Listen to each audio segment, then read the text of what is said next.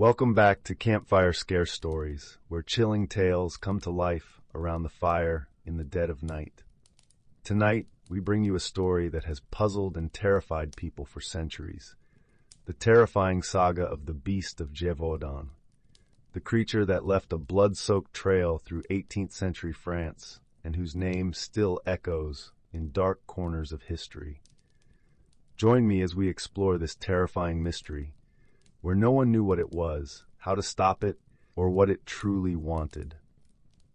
Get comfortable, because what you're about to hear will make you question whether some monsters are meant to stay in the shadows. Imagine, if you will, a time long ago. The year is 1764, and the world is much different than the one we know today. No highways, no bright city lights, just cold, snowy hills and dense forests that stretch far beyond what the eye can see. The people of Gévaudan, a quiet rural region in southern France, lived simple lives. They farmed, they hunted, and they kept to themselves. But then something changed. Something terrible. It started quietly, like all great nightmares. At first, there were whispers of a large, monstrous wolf. That's what they thought it was. People spoke of a beast roaming the countryside, attacking farmers, children, livestock. But when the first bodies were found, torn apart, limbs shredded, throats ripped out, it became clear this was no ordinary animal. It wasn't just hunger driving it. This beast was something else entirely. A creature, later named the Beast of Gévaudan, a real horror that continues to baffle people to this day. The attacks began without warning, each one more terrifying than the last. The first known victim was a young girl discovered in a snowy field near her village. Her body was found mutilated in a way no ordinary animal could have caused. Her back had been shredded as though slashed by enormous claws, and her throat was torn so savagely that her head was barely attached. Her death was not just a killing, it was a spectacle of horror. Then came the second victim, a farmer who had been walking home through the woods after dark. His body was found days later, partially buried beneath the snow. His chest had been ripped open, ribs exposed and broken, as if something had taken the time to pry him apart. The strange part was the precision. Organs were missing, but the rest of his body seemed untouched, almost as if the creature had taken what it wanted and left the rest. One of the most shocking discoveries was that of a traveling merchant found sprawled across a frozen stream. His face had been torn away entirely, leaving nothing but bone and sinew. Deep puncture wounds on his arms suggested he'd tried to defend himself, but his efforts had been futile. Tracks around the body revealed large, wolf-like paw prints, but their size and depth suggested something far beyond the natural. By now, the villagers were gripped with terror, locking their doors and windows each night. Survivors of near attacks described the beast with vivid, nightmarish detail. Its glowing eyes, its towering wolf-like figure, and the sound of its guttural growls echoing in the dark. One man claimed he'd seen the creature up close, its fur matted with the blood of its latest kill, its jaws so wide they seemed capable of snapping a human in half. The results of these attacks were not just physical, but deeply psychological. Families who discovered the remains of their loved ones were left haunted by the gruesome images burned into their memories. Survivors spoke of their inability to sleep, the sound of the creature's breath, and the sight of its eyes seared into their minds. It wasn't just a beast, it was something far more sinister, a predator that seemed to hunt not for food, but for terror.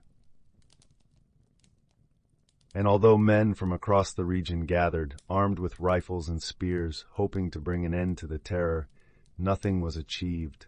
The beast always took what it wanted, savagely. As word spread, the locals began to put forth their theories. Was it a rogue wolf, perhaps larger and more aggressive than any known to the region? Some believed so, but the size and brutality of the attacks told a different story. One theory suggested it could have been a pack of wolves, working together in a coordinated hunt, but no one could explain the strange manner in which the bodies were mutilated. Others, however, whispered of something far darker.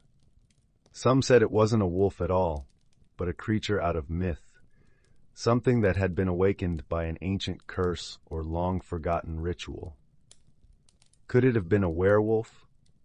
The tales of lycanthropy, the transformation of man into beast, had haunted these lands for centuries. Perhaps this creature was not some supernatural force, but rather a human who had lost himself to the curse of the full moon. Then there were those who believed the beast to be something even stranger. With its glowing eyes and unearthly strength, some locals suggested it was a product of dark experiments, a creation of man gone horribly wrong, abandoned in the wild to fend for itself. Could it have been the result of Soviet-era military experimentation, as many suspected? Perhaps the creature was engineered, either through exposure to radiation or genetic manipulation, and now it hunted the living, driven by an insatiable bloodlust. But what of the surviving victims? Could it be that those who barely escaped had seen the creature's true form, a shape-shifting nightmare that could not be explained by ordinary means? After all, the descriptions they gave were not consistent and differed from one to another. Was this creature some sort of a mythical being, connected to an ancient mythos, or something that simply didn't belong in the world of the living? Time passed, but no one could really understand, to this day. Whatever the truth, the terror was haunting. And just as how it started one day, the beast seemed to vanish into the night without any similar attacks observed ever again, leaving only whispers, unanswered questions, and the fear that one day it might return. And so, the mystery of the Beast of Gévaudan remains unsolved. Was it a rogue wolf, a product of supernatural forces, or something far worse, hidden in the shadows of history? The terror it left behind still lingers, and the legend continues to haunt the forests and villages where it once roamed. What do you think happened? Could this beast have been a mere animal, or is there something darker at work?